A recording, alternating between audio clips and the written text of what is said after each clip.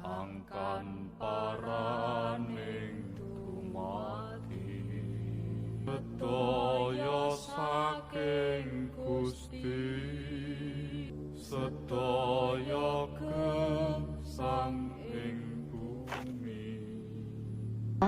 Cinta dan kesetiaan yang benar-benar tulus. Mungkin itulah sedikit penggambaran tentang film yang akan kita bahas kali ini. Perjuangan seorang nenek dalam mencari makam suaminya yang pergi pamit ke medan perang pada agresi militer Belanda kedua tahun 1948, namun tak pernah kembali. Untuk itu siapkan diri kalian bersama channel Victor TV, kita dengarkan alur ceritanya.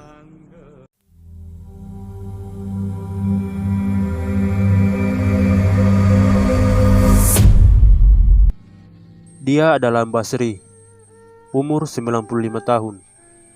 Meninggalkan sebuah makam yang selama ini diduga makam suaminya, tetapi ia sendiri belum yakin dan percaya.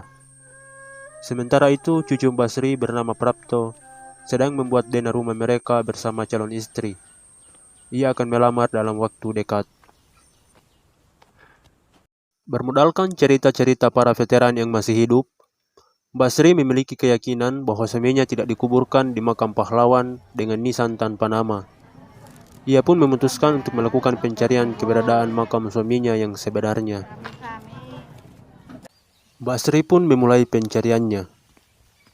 Karena neneknya yang sudah 5 hari tidak kunjung kembali ke rumah, Prapto memutuskan untuk melacak jejak sang nenek, sekaligus menelusuri keberadaan makam kakeknya. Prapto mencari rumah Mbah Rejo, salah satu veteran yang berjuang bersama kakeknya. Namun sayang, Mbah Rejo sementara diturunkan ke liang kubur saat ia sampai. Untungnya masih ada veteran lain yang masih hidup. Prapto dan neneknya mendapat cerita dan petunjuk yang sama dari dua mantan pejuang yang berbeda, yaitu sebuah daerah bernama Alas Pucung. Alas Pucung. Mbah Sri segera berangkat ke daerah tersebut. Sementara Prapto masih berkomunikasi dengan calon istrinya di pinggir jalan sambil mencari tumpangan. Mbah Sri berangkat menggunakan angkutan umum, sehingga ia sampai lebih cepat. Prapto menumpang ke mobil angkutan warga. Turun dari mobil, melanjutkan perjalanan sambil bertanya kepada penduduk setempat. Setelah sampai, Mbah Sri mencari nisan yang bertuliskan nama suaminya, namun hasilnya nihil. Ia duduk sejenak, istirahat di tepi sebuah waduk. Mbah Sri mendapat informasi dari warga setempat kalau daerah Alas Pucung sudah tenggelam dari tahun 80-an. Daerah itu ditenggelamkan oleh Belanda. Itu artinya makam suaminya sudah lama tenggelam. Tak lupa ia menabur bunga. Prapto terus berjalan dan sampai di pinggir waduk tempat neneknya istirahat. Ia hanya memandang sejenak, kemudian berlalu dari tempat itu. Ia istirahat di sebuah rumah yang rusak, sambil terus berkomunikasi dengan calon istrinya masalah rumah tangga mereka. Pagi pun tiba. Prapto meneruskan perjalanan sambil bertanya kepada warga setempat. Di sebuah jembatan, Prapto melihat orang yang sementara menabur bunga di tengah waduk. Prapto menghampirinya. Ia bertanya sambil menggali informasi tentang keberadaan makam kakeknya dan menceritakan neneknya yang pergi dari rumah. Prapto mendapat informasi dari orang tersebut kalau neneknya ada di tepi waduk yang ditunjukkan. Prapto menemukan neneknya sedang duduk di pinggir danau tersebut. Mereka kembali ke rumah. Keesokan harinya, Mbah Sri kembali ke waduk tersebut untuk menabur bunga tanpa pamit ke cucunya. Prapto bangun, ia mengecek kamar neneknya namun sudah kosong. Prapto kembali mencari neneknya sambil memperjelas kepada penduduk setempat tentang keberadaan makam kakeknya yang sudah tenggelam di waduk tersebut, yang bernama Prawiro. Prapto mendapat dua cerita yang sama dari seorang mantan veteran dan seorang cucu pejuang yang membuatnya semakin bingung. Menurut cerita mereka, saat peristiwa itu terjadi, Prawiro belum mati. Mereka membawa Prawiro ke tempat seorang kiai untuk mengobati lukanya yang parah. Kiai itu bernama Kiai Husodo. Ia tinggal di daerah bernama Kalinongko. Kalinongko. Nggih. Sementara Mbah Sri sudah sampai di rumah salah satu teman seperjuangan suaminya. Orang itu menjelaskan kalau Prawiro pernah memiliki sepasang keris, dan ternyata Mbah Sri masih menyimpan salah satunya. Orang itu meminta keris tersebut untuk menunjukkan di mana arah pasangannya. Keris itu memutar dan menunjuk ke arah barat laut. Mbah Sri pun melanjutkan perjalanannya ke arah barat laut. Sementara Prapto meneruskan perjalanan mencari keberadaan Kiai Husodo. Namun di perjalanan, lagi-lagi ia mendapat cerita dari seorang mantan pejuang yang membuatnya tambah pusing. Menurut orang itu, Prawiro dibunuh penduduk setempat saat itu, akibat diduga membantu Belanda mencuri ternak warga. Namun ia sendiri sudah lupa secara detail bagaimana peristiwa itu terjadi. Apakah Prawiro benar-benar dibunuh atau tidak? Prapto kemudian melanjutkan perjalanan mencari Kiai Husodo. Sementara Mbak Sri sudah bertemu anak Kiai Husodo. Orang itu menceritakan kalau bapaknya sudah lama meninggal. Dan ia juga mengenal Prawiro. Ia akan mengantar Mbak Sri ke pemakamannya. Mbak Sri menginap di rumah anak Kiai Husodo malam itu.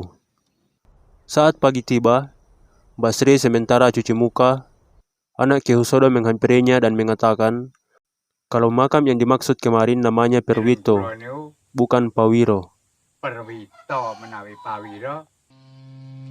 Hal ini membuat Mbak Sri semakin frustasi.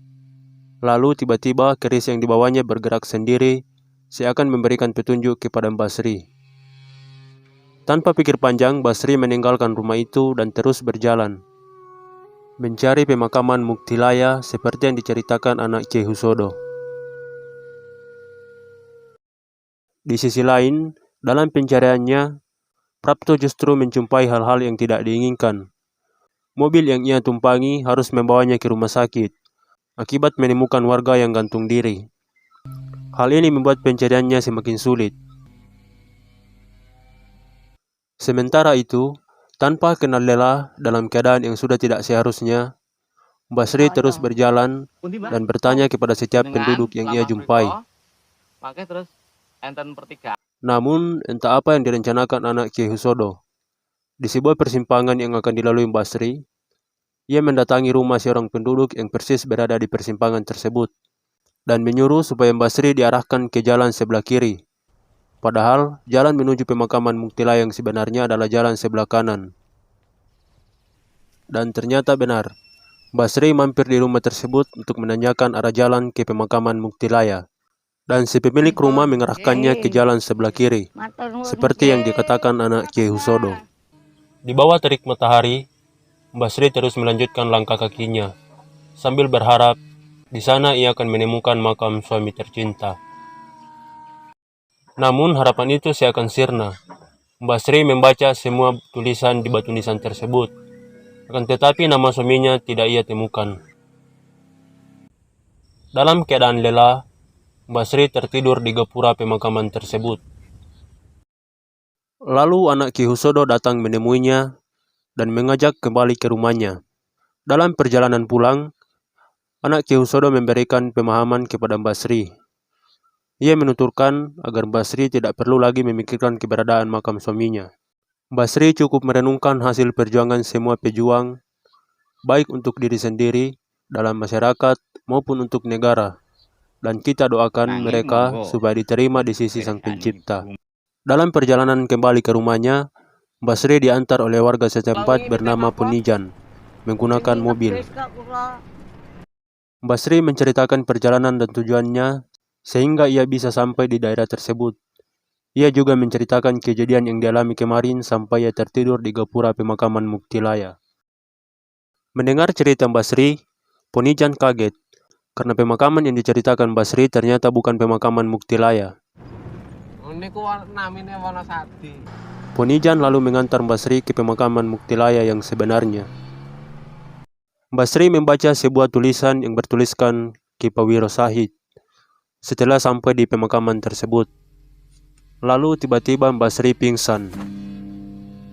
Perjalanan Mbak Sri dalam mencari makam suami tercinta memang sebuah perjuangan yang luar biasa. Namun itu belum seberapa jika dibandingkan dengan perjuangan para pahlawan dalam mempertahankan tanah air tercinta. Kini hanya segenggam bunga yang bisa ia taburkan sebagai lambang kasih sayangnya kepada pahlawan keluarga, pahlawan masyarakat, dan pahlawan untuk tanah air Ibu Pertiwi.